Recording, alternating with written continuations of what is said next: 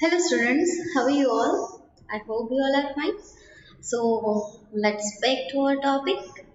Last हमने ये जो आपका सिक्स्थ एक्सेस का चैप्टर नंबर 5 स्टार्ट किया था in search of peace Buddha and Mahavir, right? So about Gautam Buddha, कैसे वो सिद्धार्थ से गौतम बुद्धा बने, फिर 18 एज ऑफ 30 कैसे उन्होंने अपना घर छोड़ा और फिर मेडिटेशन के लिए चल पड़े और उन्होंने ट्रुथ और रियल पीस फाइंड की। वो सारा हमने लास्ट लेक्चर में ऑलरेडी देख लिया है। अभी हमें देखना है कि एज ए रिफॉर्मर उन्होंने कैसा वर्क किया था आफ्टर गेटिंग एनलाइटनमेंट, फिर वो कैसे आगे बढ़े बाकी लोगों को इस चीज़ का पता लगाने के लिए कि आप भी ये कर सकते हो, और हमारी जो सोशल एंड रिलीजियस लाइफ के अंदर जो भी एवल कस्टम्स थी या फिर पुरानी विचारधारा थी वो कैसे हटाई जा सके, तो उस पर वो वर्क कर रहे थे। So, Buddha was a great religious and social reformer. He worked lifelong to eliminate the pollutants and religion and society. Society और धर्म के अंदर, समाज और धर्म के अंदर जो भी pollutants है उसको खराब करने वाली नीतियाँ है या फिर प्रथाएं है, उनको हटाने में उन्होंने ट्राई की। He had many disciples, many kings and states were encouraged by his human religion. He did the following reforms. बहुत सारे उनके डिसिपल्स थे, बहुत सारे राजा और बहुत सारे राज्यों ने उनकी हेल्प की ये चीज़ फैलाने के लिए, उनके थॉट्स को फैलाने के लिए।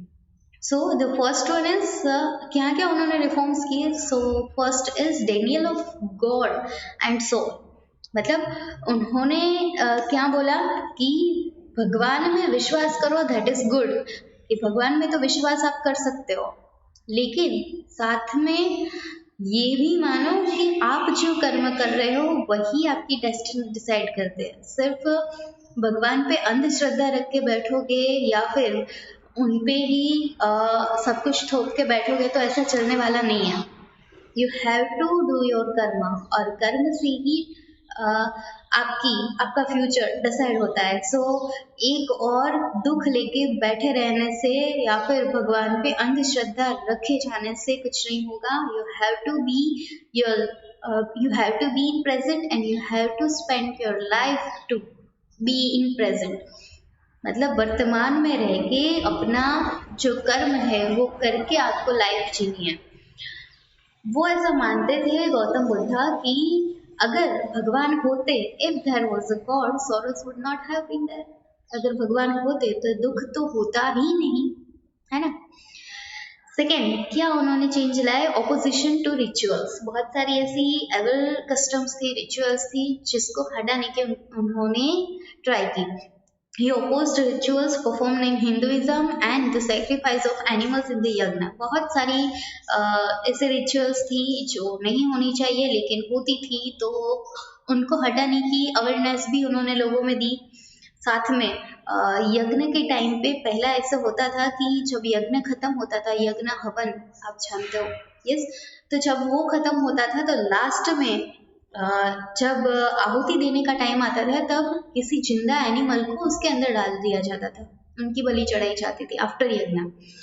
तो उन्होंने आफ्टर यज्ञ ये जो सेक्रीफाइस होता था एनिमल्स का वो बंद करवाया। ही said that non violence is the highest value. Violence करना कोई अच्छी बात नहीं है, इसलिए नॉन वायलेंस का फैलावा भी उन्होंने किया। The greatest duty of all human being is to treat animals non-violently। सारे इंसानों की यही ड्यूटी है, यही फर्ज है उनका कि हमारे आसपास रहने वाले सारे एनिमल्स को हम नॉन वायलेंटली ट्रीट करें, राइट। तो ये भी एक अच्छा सुधारा उन्होंने किया। Third one is opposition of discrimination of high and low. मतलब पहले हमारे जो समाज है उसके अंदर ऐसी 4 टाइप्स थे पीपल्स के, 4 वर्णों में उनको विभाजित किया था। फर्स्ट वन इज ब्राह्मण, second is Kshatriya, third one is Vysya and fourth one is शूद्र। ये मैंने आपसे ऑलरेडी डिस्कस किया हुआ है, फिर भी बता देती हूँ कि ब्राह्मण लोगों का काम था कि पढ़ाना लिखाना और ये सारी रिचुअल्स मतलब विधियाँ करना, ये सारा कुछ ब्राह्मण लोग करते थे। क्षत्रिय लोग तो किंगडम की सेफगार्ड के लिए उनकी रक्षा करना, बैटल फील्ड में जाना, ये सारे काम थे क्षत्रिय के। राज्य चलाना, किंगडम चलाना, वो सब। वेश्य लोग क्या करते थे कि व्यापार का, बिजनेस का जो भी काम है वो संभालते थे वेश्य लोग। एंड शूद्र लोगों को जो ये साफ सफाई का काम दिया गया था। तो ऐसे ही 4 डिविजन्स थे। सो बुद्धा अपोज्ड दिस वर्ण सिस्टम, ये वर्ण सिस्टम को अपोज किया भगवान बुद्धा ने। उन्होंने बोला, he says being born in high family does not make anyone great. बड़े फैमिली में जन्म लोगे इससे आप बड़े नहीं बन जाते। He becomes great by his deed, अगर अच्छे कर्म करोगे तो आप ग्रेटनेस पाओगे। By his conscious, by following the path of truth and non violence, अगर आप सत्य के मार्ग पे चलोगे, नॉन वायलेंस फॉलो करोगे, तो आपकी कॉन्शियसनेस ऑलरेडी अप जाएगी। मतलब आप ट्रूथ के मार्ग पर आगे बढ़ के एक ग्रेट ह्यूमन बीइंग बन पाओगे। He highly opposed the discrimination of high and low prevailing in the society, जो उच्च नीच का भेदभाव था कि ये उच्च ज्ञाति का है, ये नीच वर्ण का है, तो ये उच्च नीच का जो भेदभाव था वो उन्होंने हटाया। Fourth one is importance of woman. पहले के टाइम पे वुमेन्स को इतनी इम्पोर्टेंस नहीं दी जाती थी, चार दीवारी में बंद करके रखा जाता था और उनको घर के ही काम करने रहते थे। लेकिन उन्होंने बोला कि वुमन है वो मेन के इक्वल ही है। He said that the path of nirvana is not only for men, ये जो निर्वाण करने का काम है सिर्फ मेन का नहीं है, वुमेन्स भी कर सकती है। Women can also achieve nirvana through sadhana and duty, अपने काम एंड जो काम रोज बरोज के काम और साधना के थ्रू वुमेन्स भी निर्वाणा को प्राप्त हो सकती है। Next is Nirvana. Buddha attained enlightenment in the shadow of the Bodhi tree on Vaishakh Purnima. ये हमने ऑलरेडी देख लिया कि वैशाख पूर्णिमा के दिन पे बोधि वृक्ष के नीचे, और पीपल का वृक्ष था, उसको अभी बोला जाता है बोधि ट्री, उसके नीचे बैठ के उनको जो ट्रूथ है हमारी लाइफ का वो पता चला, उनको आत्म साक्षात्कार मिला था। By acquiring knowledge, Buddha continued reforming society and religion in India. फिर ये नॉलेज लेने के बाद लॉर्ड बुद्धा ने कंटिन्यू किया सोसाइटी को रिफॉर्म करना और रिलीजन को भी रिफॉर्म करना। He led many peoples toward righteous path. बहुत सारे लोगों को सच्चे मार्ग पे आगे बढ़ने के लिए उन्होंने प्रोत्साहित किया। Giving preaching of truth and non-violence, he opposed eating of non-vegetarian food and high and low discrimination. उन्होंने अपने प्रवचन किसके बारे में प्रवचन दिए थे? सत्य और अहिंसा के बारे में जो भी प्रवचन दिए थे उसमें उन्होंने बोला कि नॉन वेजिटेरियन फूड नहीं खाना चाहिए एंड उच्च नीच का भेदभाव नहीं करना चाहिए। He died at age of 80 years in Kushinara and attained nirvana. 80 साल की उम्र में कुशीनारा में उनकी डेथ हुई और वो महासमाधि को प्राप्त हुए। But his ideas and religion is still alive in the world. उनके जो आइडिया है, उन्होंने जो अपना एक धर्म बनाया है बोधि धर्म, वो आज भी पूरे वर्ल्ड में व्याप्त है।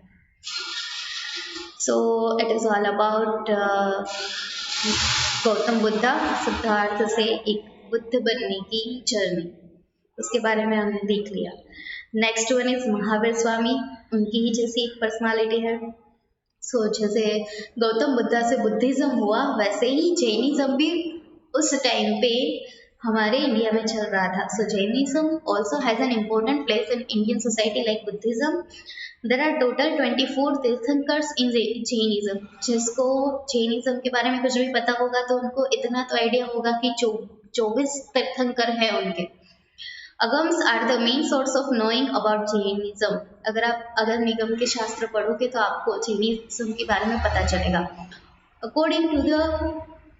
According to this text, the first तीर्थंकर of Jainism was ऋषभदेव और Adinath.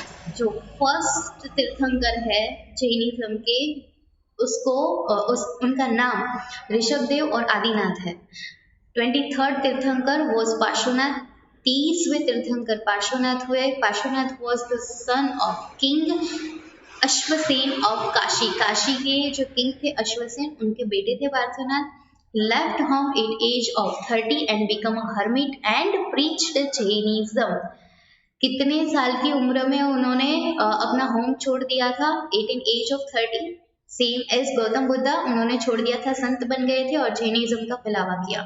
He opposed Vedic religion and ritual and caste system. उन्होंने ये जो हमारी एवल रिचुअल्स थी और कास्ट सिस्टम थी उसको अपोज किया, जैसे गौतम बुद्ध कर रहे थे. He gave the preaching of truth, non violence. जैसे ही गौतम बुद्ध बोल रहे थे कि सत्य का अनुसरण करो, नॉन वायलेंस, अहिंसा मत करो, आस्ते एंड नॉन पॉसेसिवनेस. आस्ते का मतलब क्या है कि अगर किसी और के पास कोई चीज है तो आपको अगर ये ख्याल आता है कि जो चीज उसके पास है वो उसके पास नहीं है, मेरे पास होनी चाहिए, सो उस भाव को अगर आप ओवरकम कर लेते हो तो दैट इज आस्ते, कि उसके पास उसकी चीज है, मेरे पास जो है उसमें मैं संतुष्ट हूँ, दैट इज आस्ते. तो आस्ते का पालन करना और नॉन पॉसेसिवनेस, पॉसेसिव नहीं होना, ये सारी चीजें उन्होंने अपनी प्रीचिंग प्रवचन में बोली. After him Mahavir Swami was the 24th and the last tirthankar. 24वें तीर्थंकर कौन हुए? Mahavir Swami, 24th tirthankar. And we will learn about it. तो हम अभी उनके बारे में पढ़ेंगे लेकिन नेक्स्ट लेक्चर में. सो आज के लिए इतना ही. आगे के लिए हम नेक्स्ट टाइम मिलेंगे. तब तक के लिए इस वीडियो को देख के ट्राई करना, ये लर्न करना, और घर में रहना. Be careful, be safe and have a nice day. Bye bye.